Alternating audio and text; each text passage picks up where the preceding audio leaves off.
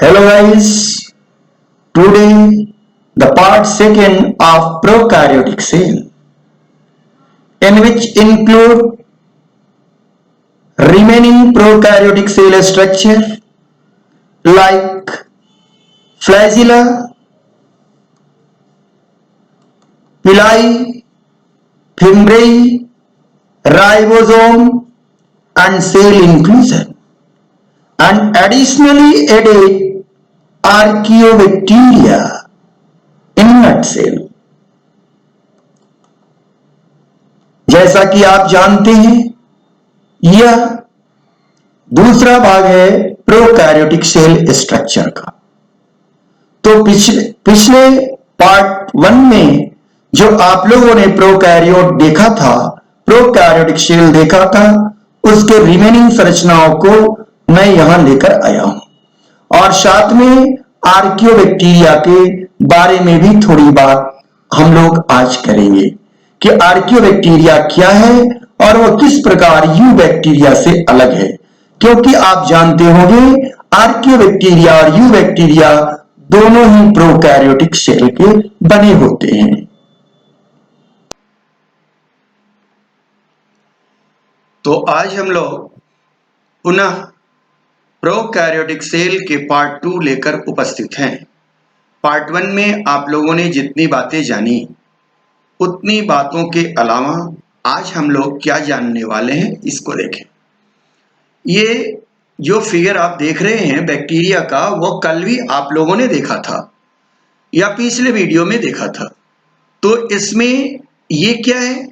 तो ग्लाइकोकैलिक्स, ये क्या है? सेल वॉल, ये क्या है? Plasma membrane. ये हम लोगों ने कल देख लिया था। इसके बाद ये क्या है? जेनेटिक मटेरियल या न्यूक्लियोटाइड या मेन जीनोम, और ये क्या है? एक्स्ट्रा जीनोम या प्लाज्मिड। इतनी जानकारी कल हम लोगों ने लिया था या पिछले वीडियो में लिया था। उसी के अनुसार फिर आज हम लोग आगे बढ़ रहे हैं।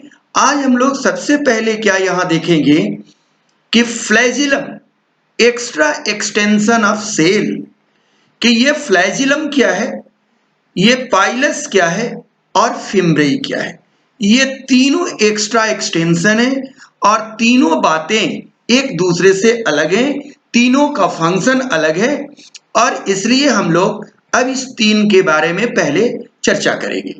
उसके बाद हम लोग यहाँ दूसरी बात कि साइटोप्लाज्म के अंदर बच जाता है राइबोसोम और सेल इंक्लूजन। तो बारी बारी से इन दोनों बातों पर हम लोग चर्चा करेंगे। एनसीईआरटी के टेक्स्ट के अनुसार वो फ्लैजिलम के बारे में क्या कहता है? बैक्टीरियल सेल में बी मोटाइल और नॉन मोटाइल।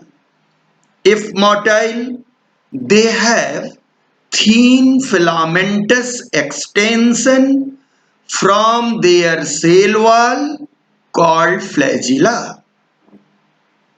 बात समझ में आ गया कि अगर बैक्टीरियल सेल मोटाइल है, मोटाइल मीन्स गतिमान है, चलने वाला है, वो रखता क्या है? फिलामेंटस एक्सटेंशन, जो कहां से निकला रहता है? सेल वॉल से निकला रहता है और उसका नाम क्या है? Flagella. Bacteria show A range in number and arrangement of flagella. Bacteria में फ्लैजिला का अरेंजमेंट कहता है, अगर बैक्टीरिया में फ्लैजिला है तो ट्राइकस नाम दिया जाता है, फ्लैजिला नहीं है तो ए ट्राइकस विदाउट फ्लैजिला और ट्राइकस विथ फ्लैजिला। अब एक फ्लैजिला है तो मोनोट्राइकस, लेकिन फ्लैजिला दोनों इंड पर है तो उसको कहते हैं एम्फीट्राइकस। अगर फ्लैजिला एक ही इंड पर या दोनों इंड पर है लेकिन ग्रुप में है तो इसको कहते हैं लोफोट्राइकस। अगर फ्लैजिला होल सेल वॉल पर चारों तरफ है, न्यूमेरस है, तो इसको कहते हैं हम लोग पेरीट्राइकस। तो यही बात लिखा हुआ है कि bacteria show A range in number and arrangement of flagella. Bacterial flagellum is composed of three parts: filament, hook, and basal body. The filament is the longest portion and extended from the cell surface to the outside. देखिए ये है filament. ये filament का ये rod है जो कहां से एक्सटेंड कर रहा है? प्लाज्मा मेम्ब्रेन से। और यहां देखिए प्लाज्मा मेम्ब्रेन पर रिंग लगा हुआ है और प्लाज्मा मेम्ब्रेन के ऊपर क्या है? ये सेल वॉल है और सेल वॉल से ऊपर क्या है? Outer membrane. यानी निश्चित तौर से यह जो फ्लैजिला दिख रहा है यह ग्राम नेगेटिव बैक्टीरिया में दिख रहा है, क्योंकि अगर यह ग्राम पॉजिटिव होता तो यहां पर आउटर मेम्ब्रेन नहीं होता। आइए फ्लैजिला के बारे में कुछ और बात करें। The flagella are made up of a class of linear protein called flagellin. Prokaryotic flagella flagellin नामक प्रोटीन से बना होता है, जबकि यूकैरियोट में भी हम लोग फ्लैजिला देखेंगे और वहां वो फ्लैजिला बना होता है किससे? फ्लैजिलीन प्रोटीन नहीं, ट्यूबुलिन प्रोटीन से। और वहां उसके अरेंजमेंट को कहते हैं 9+2 arrangement. Flagella which arises at various point on the cell surface. Flagellated bacteria are described as monotrichous, समझ चुके हैं, Lophotrichus समझ चुके हैं, Peritrichus. It's depending on how the flagella are arranged. एक ही फ्लैजिला एक इंड पर है तो मोनोट्राइकस, और ग्रुप में फ्लैजिला है एक इंड या बोथ इंड पर है तो क्या नाम होगा? लोफोट्राइकस। और सेल के चारों तरफ फ्लैजिला है तो पेरीट्राइकस। अब आए यहां हम फ्लैजिलम को दिखा रहे हैं। अब ये फ्लैजिला जो है ग्राम पॉजिटिव बैक्टीरिया का फ्लैजिला है और ये ग्राम निगेटिव का है। तो यहां देखिए सेल वॉल के ऊपर क्या है? आउटर मेम्ब्रेन का लेयर है और सेल वॉल के नीचे प्लाज्मा मेम्ब्रेन का लेयर है और इसमें 1 2 3 4 रिंग दिख रहे हैं आपको। कितने रिंग? 4 रिंग। जबकि आप यही चीज अगर देखते हैं ग्राम पॉजिटिव में तो 2 ही रिंग हैं, ये अंतर है। लेकिन दोनों में फ्लैजिला किस चीज के बने हैं? फिलामेंट, हुक और बेसल बॉडीज। फिलामेंट, हुक और बेसल बॉडी। इस प्रकार आपने फ्लैजिला के बारे में पूरी जानकारी ली। आगे बढ़े। कहता है बिसाइड फ्लैजिला, फ्लैजिला के अलावा pili and fimbriae are also surface structure of the bacteria but do not play a role in mortality. कि ये पाइलस या पिलाई और फिम्ब्रेई की रोल लोकोमोशन में नहीं होता। फ्लैजिला लोकोमोटरी मूवमेंट देता है, तो इसका रोल कहां होता है? Pili are elongated tubular structure made up of a special protein that is called pyelin. The fimbriae are a small bristle-like fiber sprouting out of the cell. In some bacteria, they are known to help attach to bacteria to rock in a stream and also the host tissue. तो फिम्ब्रेई का काम आपने समझ लिया कि फिम्ब्रेई क्या? फिम्ब्रेई जो है छोटी संरचना है, ब्रिस्टल संरचना है, इसके द्वारा बैक्टीरिया सबस्ट्रेटम से अटैच होता है। अगर आपके शरीर में बैक्टीरिया इंटर करता है तो आपके टिश्यू से वो चिपक जाता है, तो ये चिपकने का काम करता है फिम्ब्रेई।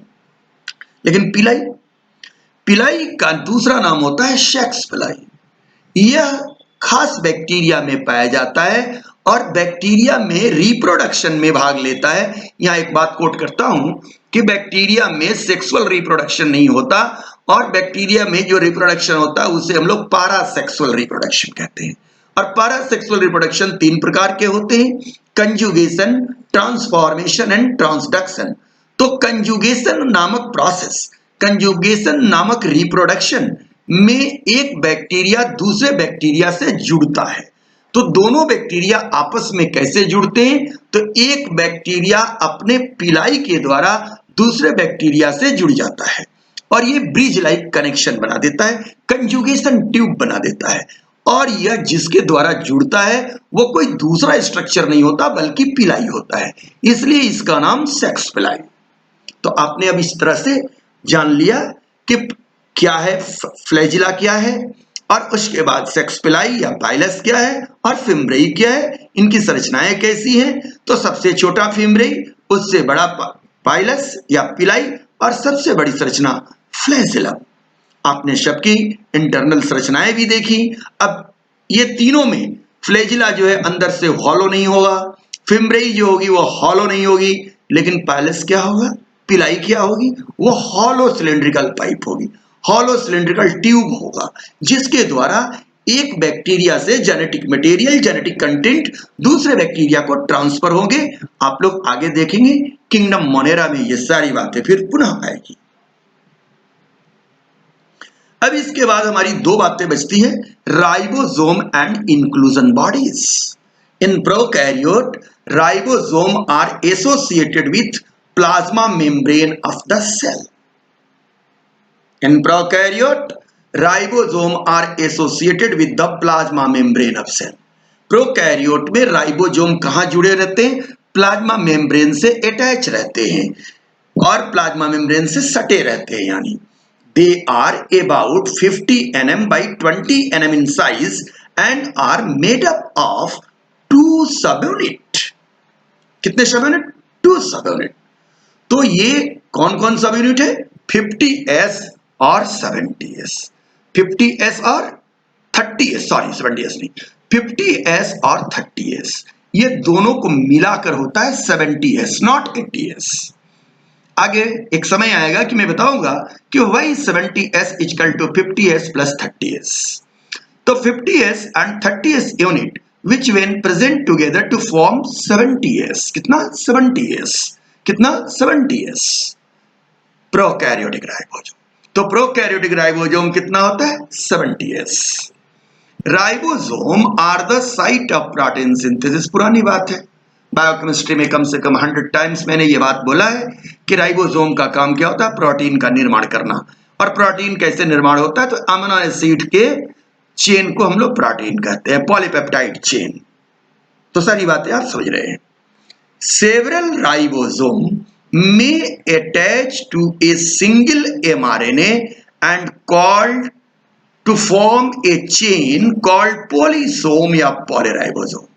कहता है कि एक मैसेंजर आरएनए से एक से ज्यादा राइबोसोम अगर आपस में अटैच हो जाए तो एक चेन जैसी संरचना बनाएगा, जिसे हम लोग पॉलीराइबोसोम या पॉलीसोम कहते हैं। तो पॉलीराइबोसोम या पॉलीसोम का पाया जाना प्रोकैरियोटिक सेल का कैरेक्टर हुआ। तो राइबोसोम के बारे में आपने 4 बातें अगर आप याद रखें तो आपके लिए काफी है कि प्रोकैरियोटिक राइबोसोम 70s होता है और प्रोकैरियोटिक राइबोसोम पॉलीसोम या राइबोसोम के रूप में पाया जाता है, पॉलीराइबोसोम के रूप में पाया जाता है। प्रोकैरियोटिक राइबोसोम साइट है प्रोटीन सिंथेसिस का। Prokaryotic ribosome 50 nm by 20 nm के साइज में होता है। इसके 2 सब यूनिट है, 50s और 30s। काफी है। The ribosome of A polysome translate mRNA, क्या ट्रांसलेट करता है, mRNA ट्रांसलेट करता है ना। तो आप यहां देख रहे हैं कि यही 70s RNA है, 70s राइबोसोम है। आप देख रहे हैं इसमें 2 सब यूनिट, एक बड़ा वाला सब यूनिट है 50s, छोटा वाला है 30s। अब 50s किस चीज से बना है, 23s एंड 5s rRNA। आपने ऑलरेडी rRNA पढ़ा है और वो कितने तरह के होते हैं आप जानते हैं। तो उसमें से 23s और 5s rRNA से 50s बना होता है और 16s RNA से 30s बना होता है। लेकिन केवल RNA से ये राइबोसोमल यूनिट नहीं बनाता है, इसमें और क्या चाहिए, प्रोटीन। तो 34 type of protein, 21 type of protein. तो एक लाइन में आप ये कह सकते हैं कि राइबोसोम राइबोसोमल आरएनए और प्रोटीन से बना हुआ संरचना है और मेम्ब्रेन बाउंड नहीं है। तो राइबोसोम की जानकारी पूरी हुई। देख रहे हैं पीछे से बात कनेक्ट हो रहा है। ये सब कारण था कि बायोमॉलिक्यूल की थोड़ी जानकारी आपको मैंने शुरू में दी थी। आइए अब बात करते हैं इंक्लूजन बॉडी की। Inclusion body reserve material in prokaryotic cell are stored in the cytoplasm in the form of inclusion body. These are not bounded by any membrane system or lie free in cytoplasm. Example: phosphate granule, synophysin granule, glycogen granule. इसके अलावा gas vacuole are found in blue, green and purple and green phosphosynthetic bacteria. अब ये gas vacuole क्यों इन्हीं में पाए जाते हैं, तीन बैक्टीरिया में? तो जो बैक्टीरिया फोटोसिंथेटिक होते हैं उनको लाइट चाहिए, और वो वाटर में है तो बायोन्सी मेंटेन करेंगे, तब वो वाटर के सरफेस पर आएंगे, तब उन्हें लाइट मिलेगा। तो गैस वैक्यूल उनके अंदर क्या करेगा, उनकी बायोन्सी को मेंटेन करेगा, उनको पानी में तैरने के काबिल बनाएगा, जिसके वजह से वो पानी में तैरेंगे, ऊपर से सनलाइट मिलेगा। आइए थोड़ी सी बात और इंक्लूजन बॉडी के बारे में हम बोले, थोड़ी सी डिटेल करें। A variety of inclusion body granule of organic and inorganic material are present in the cytoplasmic matrix. Use for storage का काम है, स्टोरेज का काम है, जैसे कार्बन कंपाउंड का स्टोर करना, इनऑर्गेनिक सबस्टांस को स्टोर करना, either also energy, and also reduce osmotic pressure by tie up molecule in the particulate form. Example कौन कौन है? पॉलीफॉस्फेट ग्रेन्यूल, इसी को यहां लिखा हुआ है फॉस्फेट ग्रेन्यूल, इसका पूरा नाम होता है पॉलीफॉस्फेट ग्रेन्यूल। साइनोफाइसियन ग्रेन्यूल, ये बीजीए ब्लू ग्रीन एल्गी में पाया जाएगा। Glycogen granule, energy store, glycogen क्या है? एनर्जी का substance. Example of membrane enclose single layer inclusion body, कुछ वैसे भी हैं जो कि मेम्ब्रेन से इनक्लोज होते हैं। अब की एनसीईआरटी सीधे कह देती है कि these are not bounded by any membrane system, okay. लेकिन ये आगे आप चल के देखेंगे कि कुछ वैसे हैं जो मेम्ब्रेन बाउंड होते हैं, जैसे कौन है वे? Polyhydroxy butyrate granules, glycogen and sulphur granules, carboxysome, कई बार पूछा गया कार्बोक्सीसोम CO2 ये रखता है, एंड गैस वैक्यूल। तो यहां देखिए गैस वैक्यूल, आप एक लाइन में ये समझ जाएंगे कि ये गैस वैक्यूल भी मेम्ब्रेन बाउंड नहीं है, लेकिन देखिए यहां पॉइंट फुल स्टॉप करने के बाद ये लिख रहा है कि gas vacuole are found in blue, green, purple and green photosynthetic bacteria. आपको ये पता चला कि गैस वैक्यूल क्या है? मेम्ब्रेन बाउंड है। बाकी ये फॉस्फेट ग्रेन्यूल, साइनोफाइसिन ग्रेन्यूल और ग्लाइकोजन ग्रेन्यूल क्या है? मेम्ब्रेन बाउंड नहीं है, क्रिस्टल है। अब एक बात यहां करनी है कि आपने इंट्रोडक्शन में भी हमसे पढ़ा था कि 5 किंगडम के बाद 6 किंगडम क्लासिफिकेशन, और 6 किंगडम क्लासिफिकेशन में आपने ये देखा था कि जो किंगडम 5 किंगडम क्लासिफिकेशन में जिसे मोनेरा किंगडम कहा गया था, उसको 6 किंगडम में हमने 2 भाग में बांट लिया, बैक्टीरिया और आर्किया, या बैक्टीरिया और आर्कियोबैक्टीरिया। अब लेकिन डोमेन की जब बात होती तो उस दिन भी हमने बात किया था कि 3 डोमेन ऑफ लाइफ। लाइफ के कितने डोमेन है? 3 डोमेन। पहला बैक्टीरिया, दूसरा आर्किया, तीसरा यूकैरिया। तो यूकैरिया के अंदर कौन कौन आ जाते हैं? प्रोटिस्टा, प्लांटी, फंजाई और एनिमलिया। एंड द रिमेनिंग एक मोनेरा जो है, मोनेरा के अंदर ही 2 डोमेन है, एक का नाम है बैक्टीरिया और दूसरे का नाम है आर्किया। तो अगर ये दोनों ही प्रोकैरियोटिक सेल के बने हुए हैं, दोनों प्रोकैरियोटिक ऑर्गेनिज्म हैं, तो आखिर ये दोनों अलग क्यों हैं? क्या यह बात यहां समझना जरूरी है या नहीं? हाँ है। तो थोड़ी सी हम आर्किया या आर्कियोबैक्टीरिया पर बात करेंगे कि ये आर्कियोबैक्टीरिया क्या है। तो आर्कियोबैक्टीरिया मोर और लेस यूबैक्टीरिया से सिमिलर है, लेकिन कुछ जगह कुछ कारणों से वो डिफर है। तो उसकी क्या डिफरेंस है, इसको हम लोग नटसेल में जान लें, जो आगे हमें काम आएगा। Domain archaea, unicellular and prokaryotic, सही है। Live in some of the most extreme environment, ये कहां पाए जाते हैं? एक्सट्रीम इन्वायरमेंट में, जहां दूसरे बैक्टीरिया नहीं जिंदा रह सकते। You can imagine volcanic hot spring, brine pool, brine माने नमकीन, and black organic mud totally devoid of oxygen, जहां ऑक्सीजन की कमी हो। Many of these bacteria can survive only in the absence of oxygen. इसमें से बहुत सारे ऐसे बैक्टीरिया हैं जो ऑक्सीजन के अनुपस्थिति में सर्वाइव करते हैं। अब इसकी इंपॉर्टेंस बात क्या है, सो मैंने इसको बॉक्स में घेरा है। Cell wall lack peptidoglycans. Archaea जो है या आर्कियोबैक्टीरिया जो है, बैक्टीरिया से अलग क्यों है कि इसके सेल वॉल में पेप्टिडोग्लाइकेंस नहीं होता। And their cell membrane contain unusual lipid, और इसके सेल मेम्ब्रेन में कुछ दूसरे तरह के खास तरह के लिपिड पाए जाते हैं जो इनको एडवर्स कंडीशन में सरवाइव करने की क्षमता प्रदान करता है।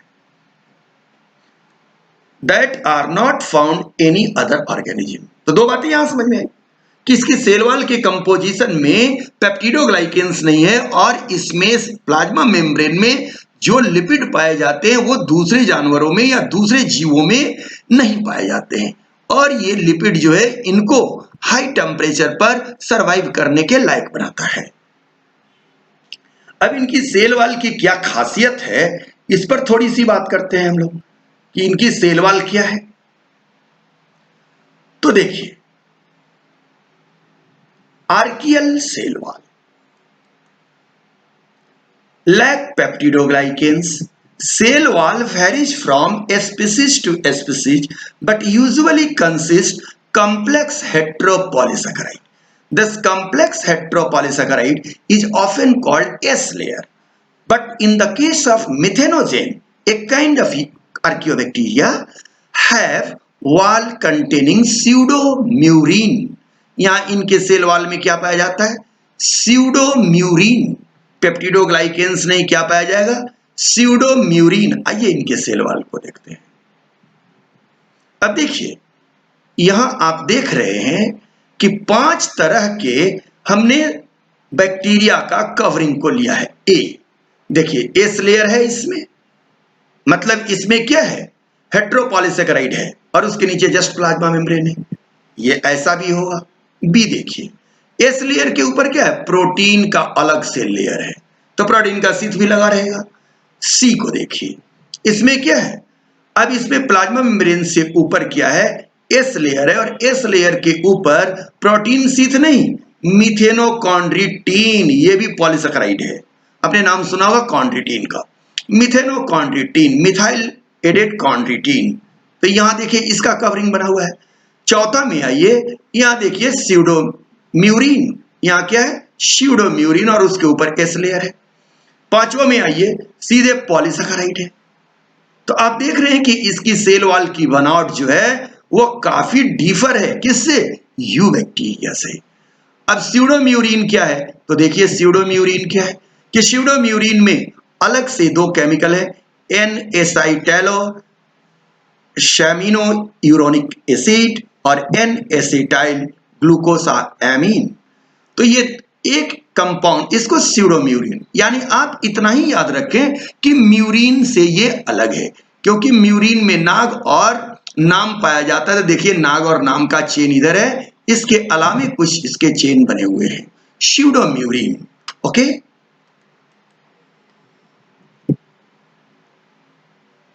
characteristic of archaeobacteria, all are unicellular prokaryote, cell wall lack peptidoglycans, समझते जा रहे हैं।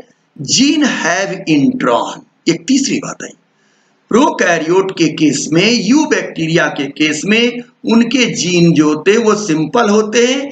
यूकैरियोट में, यूकैरियोट के जो जीन होते हैं उसमें 2 सेगमेंट होते हैं, आगे मैं बताऊंगा, एक्सॉन और इंट्रॉन। फंक्शनल पार्ट को एक्सॉन, नॉन फंक्शनल को इंट्रॉन कहते हैं।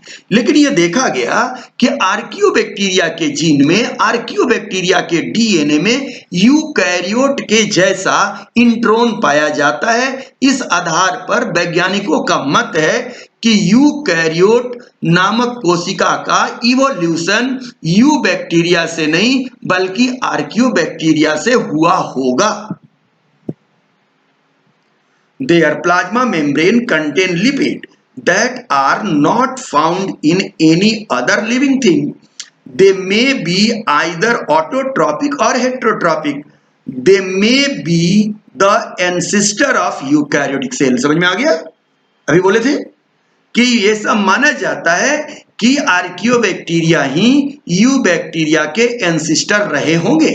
Living archaebacteria are divide in 3 group. Living archaebacteria, ऐसे तो इनको लिविंग फॉसिल कहा जाता है। आज जो भी आर्कियोबैक्टीरिया इस पृथ्वी पर मौजूद हैं उनके 3 ग्रुप हैं। पहला का नाम है मिथाइनोजेन, दूसरा का नाम है हेलोफिल्स और तीसरे का नाम है क्या, थर्मोएसिडोफिल। फिर ये बात सारी आपको मोनेरा में मिलेगा। Chapter number 2 biological classification. आइए अब चलते चलते थोड़ा सा यू बैक्टीरिया और आर्कियोबैक्टीरिया में क्या अंतर है। Cell wall made up of peptidoglycans, peptidoglycans absent, it made up of cellulosic carbohydrate. आपने देखा कि आर्कियोबैक्टीरिया में सेलुलोजिक कार्बोहाइड्रेट भी पाए जाते हैं। अब ये सेलुलोजिक कार्बोहाइड्रेट कई बार पूछा हुआ है। एक बार ये कहां पूछा गया था, ओलंपियाड में भी पूछा गया था कि सेलुलोजिक कार्बोहाइड्रेट किसके सेल वॉल में पाए जाते हैं। सारे लोग प्लांट सेल कह के आए थे, लेकिन ये कहां आप देख रहे हैं सेलुलोजिक बैक्टीरिया को, सेलुलोजिक सेल वॉल कहां पाया जा रहा है, तो आर्कियोबैक्टीरिया में, याद रखेंगे। स्यूडोम्यूरिन जो पीछे देखा वो तो है, उसके एडिशनल सेलुलोजिक कार्बोहाइड्रेट यहां पाए जाते हैं। तो ये एक बातें हुई। अब इसके बाद दूसरी बात और क्या है इसकी, कि plasma membrane consist phospholipid, it is the single layer of the branch chain lipid, जिसकी चर्चा कर चुके हैं हम लोग। Gene are not interrupted by non coding zone और इंट्रॉन, यानी यू बैक्टीरिया में इंट्रॉन नहीं होता है, आर्कियोबैक्टीरिया में gene are interrupted by intron like eukaryote. Ribosomal protein and RNA polymerase enzyme are very different from eukaryote, but in the case of archaeobacteria, the ribosomal protein and the RNA polymerase are similar to eukaryote. Are you understand better? इस प्रकार आपने ये देखा कि आर्कियोबैक्टीरिया you bacteria से 5 कारणों से अलग है।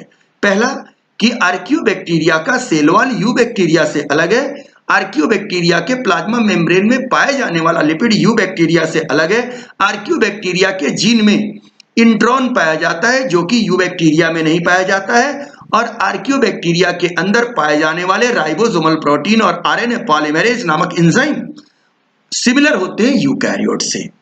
चलिए, इस प्रकार आप लोगों ने एक छोटा सा प्रोकैरियोटिक सेल की चर्चा हमसे सुनी। अब आते हैं हम लोग देखते हैं कि अभी तक हम लोगों ने ओवरव्यू में, आइए वो ओवरव्यू को देखते हैं कि ओवरव्यू में क्या बातें हैं। ओवरव्यू में हमने तीनों को लिया है, यूकैरियोट, प्रोकैरियोट और वायरस। आपको वायरस भी जानना है। देखिए तीनों में कॉमन क्या है, तो जेनेटिक मटेरियल तीनों में होंगे। अब वायरस में जेनेटिक मटेरियल क्या होंगे, डीएनए नहीं हो सकते, आरएनए भी हो सकते हैं और डीएनए भी हो सकते हैं।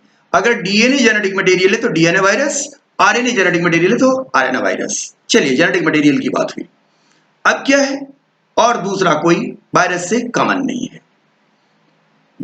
अब तीसरी बात है, प्रोकैरियोट और यूकैरियोट में कॉमन क्या है, राइबोसोम, फ्लैजिलम, लेकिन फ्लैजिलम की केमिकल अलग अलग है, मैंने बताया है, वैक्यूल, शेल वॉल, मेम्ब्रेन।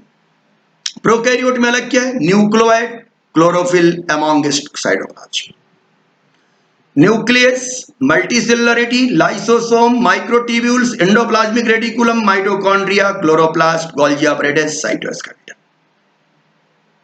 तो आप ये देख लेंगे कि क्या दोनों में कॉमन है और क्या डिफरेंस है, क्योंकि अब हम लोग यूकैरियोट पर बात करने के लिए आगे बढ़ रहे हैं। एनीवे, ये वायरस, तो वायरस में जेनेटिक मटेरियल के अलावा क्या है, किसी किसी वायरस में, सब में नहीं, ग्लाइकोप्रोटीन भी होगा, लिपिड इनवेलप होगा, कैप्सिड होगा। ये लिपिड इनवेलप देख रहे हैं तो वायरस भी देख रहे हैं, तब याद कर लें आप लोग किसे, कोरोना वायरस को, कोविड-19 को, इसका ये लिपिड इनवेलप है, वो लिपिड इनवेलप से घिरा हुआ है। इसीलिए आप लोग सैनिटाइजर यूज करते हैं हाथों में, हाथों को धोते हैं, इसलिए सैनिटाइजर यूज करते हैं और हाथों को धोते हैं कि ये सैनिटाइजर में अल्कोहल होता है और उस अल्कोहल में ये लिपिड घुल जाएगा और वायरस मारा जाएगा। फोम बनेगा, जो साबुन आप बनाते हैं साबुन में फोम बनेगा, फोम क्या करेगा, इस लिपिड को कट डाउन करेगा। सिंपल सी बात है। एनफ?